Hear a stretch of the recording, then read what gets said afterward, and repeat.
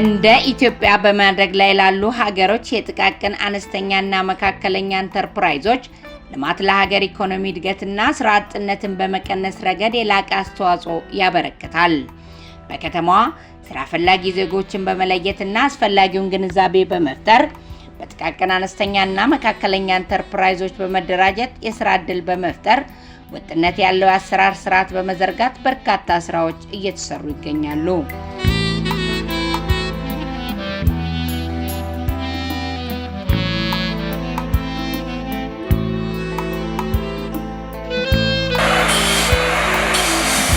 የቦሌ ክፍለ ከተማ አስተዳደር መስሪያ ቦታዎች ልማት ጽሕፈት ቤት የስራ ቁጥርን በመቀነስ ብሎም ለሀገር ኢኮኖሚ እድገት ከፍተኛ ድርሻ ላላቸው ኢንተርፕራይዞች የተለያዩ ድጋፎች እየተደረገ ሲሆን ከድጋፎቹ መካከል መሰረተ ልማት የተሟላላቸው የመስሪያ ቦታዎችን በኢንዱስትሪ መንደሮች በክላስተርና በገበያ ማዕከላት የማምረቻና የመሸጫ ቦታዎችን ግንባታ ይገኝበታል። እንደ ቦሌ ክፍለ ከተማ መስሪያ ቦታዎች የተቋሙ ዋናው ዓላማ የመስሪያ ቦታዎችን ማልማት እንዲሁም ደግሞ ደረጃውን የጠበቁ መስሪያ ቦታዎችን መገንባትና ለሚፈለገው ዓላማ እንዲውል ማድረግ ነው። ከሱ አንፃር በዚህ በጀት ዓመት በሁለት ዙር ነው መስሪያ ቦታዎችን ያስተላለፍ ነው። በሁለቱ ዙሮች አጠቃላይ ወደ 59 የሚሆኑ ኢንተርፕራይዞችን ወይም ደግሞ መስሪያ ቦታዎችን አስተላልፈናል።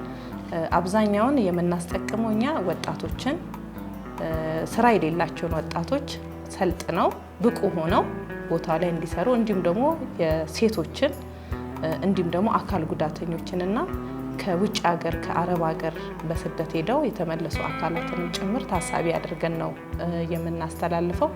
በዚህ ውስጥ ዘርፎቹ ጋር ተያይዞ በማኑፋክቸሪንግ ዘርፍ 19 መስሪያ ቦታዎችን አስተላልፈናል። ንግድ ላይ 24 አስተላልፈናል። ከተማ ግብርና 9 መስሪያ ቦታዎችን ያስተላልፍንበት አግባብ አለ። እንዳጠቃላይ በሁሉም ዘርፍ አድሬስ ለማድረግ እየሰራን ያለንበት ሁኔታዎች ናቸው ያሉት። ከመስሪያ ቦታ አቅርቦት ሲደረግ በቀጣይነት ያለው ምርታማነት፣ ውጤታማነትና ተወዳዳሪነት በሚያረጋግጥ አኳኋን በግልጽ አሰራርና ተጠያቂነት ባለው መንገድ ያለው ውስን ሀብት በፍትሃዊነት ብክነትን በመቀነስ መልኩ ማስተላለፍና ማስተዳደር አስፈላጊ ነው። በፍትሃዊነት ጋር ተያይዞ አንዱም ሪፎርም የሆነበትም ተቋሙ ከዚህ ጋር ተያይዞ በርካታ ነገሮች እንደ ችግር የሚነሱበት አግባብ ነበረ። አሁን ላይ ግን እኛ የምናደርገው የስራና ክህሎት ከየወረዳ አደራይቶ ነው ለኛ የሚሰጠን። አሰልጥኖ አብቅቶ ፋይሉን አደራይቶ ሲኦሲ የአጠቃላይ እነዚህ አሁን ቀደም ያልኳቸው አካላት እዚሁ የአዲስ አበባ ነዋሪ ሆኖ የቦሌ ክፍለ ከተማ መታወቂያ ያላቸው አካላት ናቸው የሚደራጁት። በዛ ውስጥ ከወረዳ ከመጣ በኋላ በስራና ክህሎት ደግሞ ብቁ መሆናቸው ከተረጋገጠ በኋላ ሙሉ ፋይላቸው እኛ ጋር ይመጣል። ዘንኛ ደግሞ የአደረጃጀት መመሪያውን ስለማሟላቱ ካረጋገጠ በኋላ የምናስተላልፈው በእጣ ነው።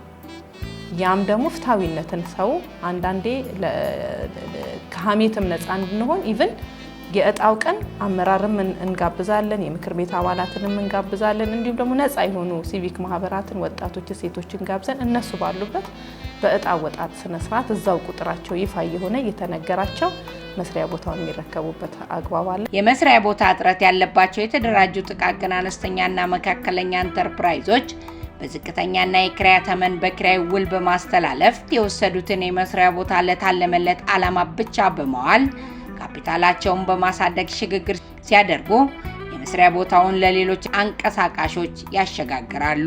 ድጋፍና ክትትል ስንወርድ ለታለመለት ዓላማ ብቻ ከመዋል አንፃር በጣም በእኛ ድጋፍና ክትትልም ችግሮች ያጋጥሙናል ማለት ነው። የመጀመሪያው ከዘርፍ ውጪ መስራት አለ። ያወጡበት ንግድ ፍቃድ ሌላ ነው፣ የሚሰሩበት ሌላ ሆኖ የኛ ቲም አዋቅረን ታች ላይ ስንወርድ የሚገኙ ግኝቶች አሉ። እንዲሁም ደግሞ ከተሰጣቸው ካሬም ደግሞ አስፋፍተው የመያዝ ሁኔታ እንደዛ አይነት ዝንባሌዎች አሉ። እሱን ተነጋግረን ቲምም አዋቅረን ቁጥጥር ቡድን መሪም ጨምራለን። ሪፎርም ሲሆን ራሱን ችሎ ያ ቡድን መሪ የቁጥጥር ባለሙያዎች በስሩ አሉት። እነሱም በየወረዳው ሄዶ ቼክሊስት አውጥተን ድጋፍና ክትትል በምናደርግበት ሰዓት በርካታ ችግሮች ያጋጥሙናል ማለት ነው። አንደኛ የኪራይ በትንሽ ገንዘብ ነው በኪራይ ነው የምናስተላልፈው። እሱን ያለ መክፈል አዝማሚያዎች አሉ። አስፋፍቶ የመያዝ አለ፣ ከዘርፍ ውጭ አለ። እሱን ስናይ ደግሞ እዛው ላይ እርምጃ እየወሰድን የምንሄድበት ሁኔታዎች አሉ። እርምጃው ላይ ለምሳሌ 5 ዓመት ከሞላቸው በኋላ ይልቀቁ ነው የሚለው የኛ መመሪያ። 5 ዓመት የሞላቸውን ወደ 17 የሚሆን መስሪያ ቦታዎች አስለቅቀናል። በዚህ ዓመት ንጹህ አድርገን ሌላ አዲስ ወጣቶች ደግሞ እዛ ቦታ ላይ እንዲሰሩ ያደረግንበት አግባብ አለ። ከ5 ዓመት ባሻገር ደግሞ ቅድም እንደተባለው ከዘርፍ ውጭ የሚሰሩት አስፋፍተው የሚሰሩትና ሌሎችም ከማከራየት ጋርም ጭምር የማከራየት ማዝማሚያ ያለበትን እነሱን እየለየን ወደ 80 የሚሆኑ ደግሞ እርምጃ የጽሁፍ ማስጠንቀቂያ የሰጠንበትና እነሱን ከማስለቀቅ ይልቅ ወደ ካሪያቸው እንዲመለሱ ኪራይ እንዲከፍሉ እያደረግን ሙሉ በሙሉ የማስወጣቱ ስራ የሰራ ነው የ5 ዓመቱን ብቻ ነው። እነሱ ግን በቃልም በጽሁፍ ማስጠንቀቂያ እየሰጠን ወደ 80 የሚሆኑ ህገ ወጦች ላይ እርምጃ የወሰድንበት አግባብ አለ። የመስሪያ ቦታዎች በእርጅና በተለያዩ አደጋ ጉዳት በሚደርስባቸው ወቅት እድሳትና ጥገና የሚደረግ ሲሆን ለኢንተርፕራይዞቹ የመብራት የውሃና ሌሎች አገልግሎቶች ፍትሃዊ በሆነ መልኩ እንዲጠቀሙ ሁኔታዎች ተመቻችተዋል። 277 የመስሪያ ቦታዎች አሉን። በኢንተርፕራይዝ ደግሞ ሲሆን ወደ 351 ኢንተርፕራይዞች ናቸው ያሉን። ይሄን ስንል ያው መስሪያ ቦታዎች የሚገለጹበት ለምሳሌ ከ4 ካሬ እስከ 240 ካሬ አንድ መስሪያ ቦታ ተብሎ ነው የሚገለጸው። የተለያዩ ወርክሾፖች አሉ፣ ማምረቻ ቦታዎች አሉ፣ መሸጫ ቦታዎች አሉ። ጥቅል ህንፃ እንለዋለን። አሁን በህንፃ ደረጃ ብንወስድ ወደ 5 ህንፃ አለን። እንዲሁም ደግሞ በሼድ ደረጃ ብንወስድ ደግሞ ወረዳ 1 ላይ በከተማ ግብርና ሰፊ ክላስተር የሚሆን አለን። ወረዳ 12 ላይ አለን። እነሱ ሼድ ነው የምንላቸው። ቢያንስ ካሬያቸው ከፍ ያሉ እስከ 120 ካሬ እስከ 240 ካሬ ያሉት ሼድ ብለን ነው የምንገልጻቸው።